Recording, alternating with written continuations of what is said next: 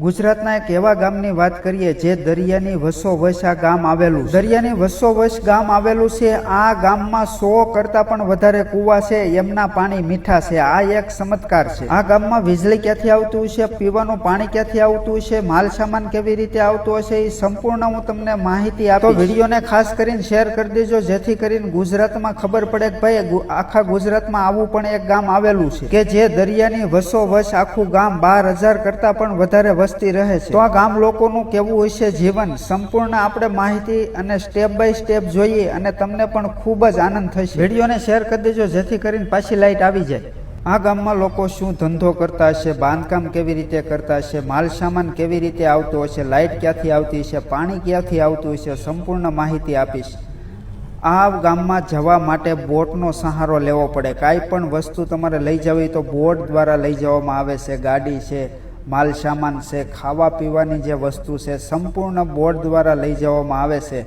અને ગામના જેવા આપણે સ્થળે પહોંચી ત્યાં ટેમ્પાની પણ સુવિધા છે, જેથી કરી ગામમાં પહોંચ્યા ત્યારબાદ એ ટેમ્પા દ્વારા માલ સામાન લઈ જવામાં આવે છે. આજે એક એવા ગામની વાત કરીએ છીએ, જાફરાબાદ તાલુકાનું શ્યાળબેટ છે અને આ રાજુલાથી આશરે 20 કિલોમીટરના અંતરે અને પીપાવાવ પોર્ટની બાજુમાં ગામ સ્થિત છે. અને આ ગામમાં જવું હોય તો તમારે હોડીમાં બેસીને, હોડીની ટિકિટ છે 20 રૂપિયા. 20 રૂપિયા દઈને તમે ગામ સુધી પહોંચી શકો છો. દરિયાની વચ્ચે ગામ છે, પણ અદ્ભુત એમ કહેવાય કે અહીંયા જે કૂવા છે એમના પાણી મીઠા છે. હવે વિચાર કરો કે દરિયાની અંદર જો ગામ હોય ને એ ગામના જો પાણીના કૂવા હોય એ પણ મીઠા છે ને સ્કૂલે સરસ મજાની છે. આ ગામમાં 100 કરતા પણ વધારે કૂવા છે. માલ સામાનની વાત કરીએ તો આવી રીતે બોર્ડ દ્વારા બધી વસ્તુ લઈ જવામાં આવે છે. ખાવા પીવાથી માંડીને તમામ વસ્તુ આવી રીતે લઈ જવામાં આવે છે. અને એ લોકોને બાંધકામ કરવું હોય તો બેલા છે, સિમેન્ટ છે, રેતી છે,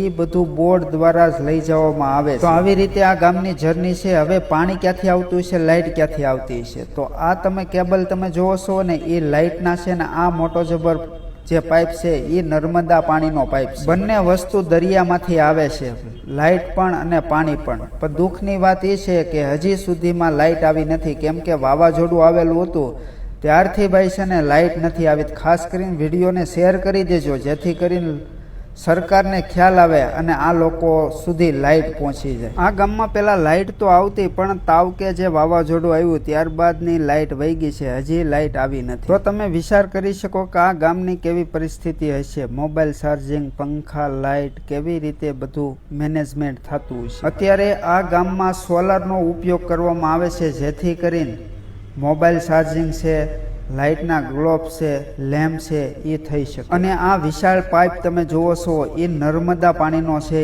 એ પણ દરિયાની અંદરથી આ પાઇપ આવેલો છે. આવી રીતે આ પાણી આવે છે. આ ગામની અમે મુલાકાત કરી તો અમને ખૂબ જ આનંદ થયો અને દુઃખ પણ થયું, કેમ કે હજી વીજળી નથી આવી. ત્યારબાદ લોકો શું ધંધો કરતા હશે. દરિયાની અંદર તો મિત્રો શું ધંધો હોય, કેમ કે ખેતીવાડી નથી તો શું ધંધો કરતા હશે. અહીંના લોકો 8 મહિના બહાર વયા જાય છે, જેથી કરીને બહારના જે ધંધા હોય છે ખેતીવાડી છે અને 25-50% મચ્છીમારનો ધંધો કરે છે. ખરેખર આ શાળબેટ છે ને એ અદ્ભુત છે અને નજારો પણ અદ્ભુત છે. હવે વિચાર કરો કે ગામ જો દરિયાની વચ્ચે સ્થિત હોય અને અહીંના પાણી, કવાના પાણી મીઠા હોય તો આ એક ચમત્કાર પણ કહી શકો. આ ગામની વસ્તી 12,000 કરતાં પણ પ્લસ છે ને સામે તમને દેખાય ને પીપાવાવ પોર્ટ છે, જેથી કરીને માલ સામાન બધો જે આવતો હોય વિદેશથી શિપમાં એ બધો અહીંયા લોડ થતો હોય છે. આ ગામની ઘણી એવી વસ્તુ પણ રહસ્યમય છે, જેથી કરીને તમે જાશો તો તમને આનંદ આવશે અને ખૂબ ખુશી તમે અનુભવશો. આ ગામની અંદર નંદી મહારાજ તેમજ બિલાડી પણ રહે છે. આ ગામની હિસ્ટ્રી તમને સારી લાગી હોય તો વિડીયો શેર કરી દેજો, જેથી કરીને આ લોકોને લાઇટ મળી જાય. અને આવા નવા